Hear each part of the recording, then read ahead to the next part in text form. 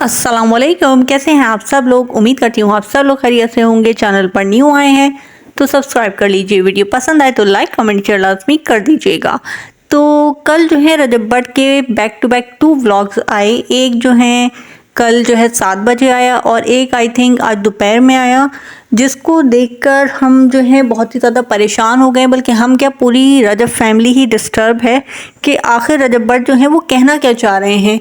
एक व्लॉग उनका आता है जिसमें जो है वो क्लियरली ये मैसेज देते हैं कि वो ईमान को डिवोर्स देने वाले हैं और वो अपने फैसले से पीछे नहीं हटेंगे। उनका ये फैसला अटल है, वो ईमान के साथ अब नहीं रह सकते, क्योंकि उन्होंने कहा कि हमारे दरमियान में इतनी बातें आ चुकी हैं कि अब मैं इस रिश्ते को आगे लेकर नहीं चल सकता और मैं नहीं चाहता कि मैं इस रिश्ते को जो है अपने ऊपर और ईमान के ऊपर जो है थोपूं ज़बरदस्ती।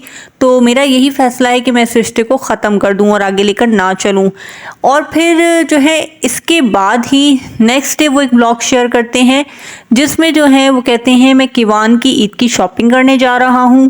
और जो है वो खुशी खुशी बहुत सारे कपड़े ख़रीदते हैं और जो है वो घर लेकर आते हैं, माँ जी को सारे कपड़े दिखाते हैं और साथ में जो है वो आयत ज़हरा के कपड़ों की शॉपिंग भी कर आते हैं। एक तो मुझे समझ में नहीं आता कि रजब भट्ट को अपने बेटे से अगर प्यार शो करना है तो उनको लाजमी साथ में आयत को भी प्यार दिखाना पड़ेगा, जाहिर करना पड़ेगा, वरना उनकी माँ और बहन जो है लगता है उनका कीमा ही निकाल देंगी। क्योंकि वो चाहती हैं कि रजब जो है अपनी औलाद से ज़्यादा आयत ज़हरा को प्यार करे। माँ जी जिस तरह से आयत की चीज़ों को चूम रही थी उससे देखकर साफ पता चल रहा था कि कीवान से ज़्यादा उन्हें आयत से प्यार है। यानी कि माँ और बहन का इतना ज़्यादा प्रेशर है रजब के ऊपर कि वो अगर अपने बेटे की ईद की शॉपिंग करने जा रहा है तो वो जो है पहले आयत की भी शॉपिंग करेगा, वरना उसको इजाज़त नहीं है कि वो अपने बेटे की शॉपिंग करे। तो ये बात देखकर मुझे बहुत ही ज़्यादा हैरत हुई। और ये देखकर भी हैरत हुई कि एक व्लॉग में रजब भट्ट ने ये कहा कि मैं जो हूँ ईमान को तलाक देने वाला हूँ और नेक्स्ट डे नेक्स्ट व्लॉग में ही वो ये कह रहे हैं कि मैं किवान की ईद की शॉपिंग कर जो हूँ उसको उसके घर देने जा रहा हूँ। तो इंतहाई कंफ्यूजिंग बात है ये। लोगों को इतना ज़्यादा इन्होंने मैनिपुलेट कर दिया है कि लोग भी परेशान हैं कि आखिर रजब चाह क्या रहे हैं। वो इस रिश्ते को आगे लेकर जाना चाह रहे हैं या इस रिश्ते को नहीं चलाना चाह रहे, या वो जो है अपनी जो है वाइफ के साथ मिलकर तमाम जो है ऑडियंस को बेवकूफ़ बना रहे हैं। उनके दरमियान सब कुछ ठीक है, नॉर्मल है, वो सिर्फ जो है व्यूज़ और जो है अपनी जो है मशहूरी के लिए सब कुछ ड्रामा चला रहे हैं। बिल्कुल ही समझ से बाहर हो चुका है इनका ये मैटर कि आखिर ये दिखाना क्या चाह रहे हैं, बताना क्या चाह रहे हैं और इनके दरमियान आखिर चल क्या रहा है। दूसरी तरफ हम देखते हैं ईमान अपनी ईद की तैयारियां कर रही हैं, सैलून में बैठी हैं, अपने ट्रीटमेंट करवा रही हैं। फिर जो है नेक्स्ट डे वो तैयार शेयर होती हैं, अपना जो है एक वीडियो शेयर करती हैं जिसमें वो अपना पूरा रेडी होकर दिखाती हैं और उसमें वो बहुत ज़्यादा खुश भी नज़र आ रही हैं। अब जिस लड़की को तलाक होने वाली हो वो इतनी खुश हो, ठट्टे लगा रही हो, तो ये बात भी बिल्कुल समझ में नहीं आती।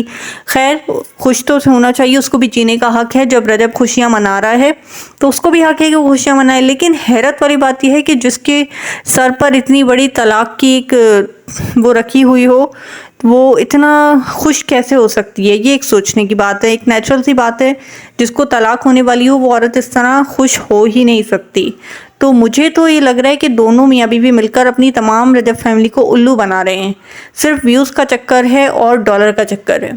क्योंकि जो है कभी ये शेयर करते हैं ब्लॉग के जो है मैं तलाक देने वाला हूँ, बिल्कुल कन्फर्म है।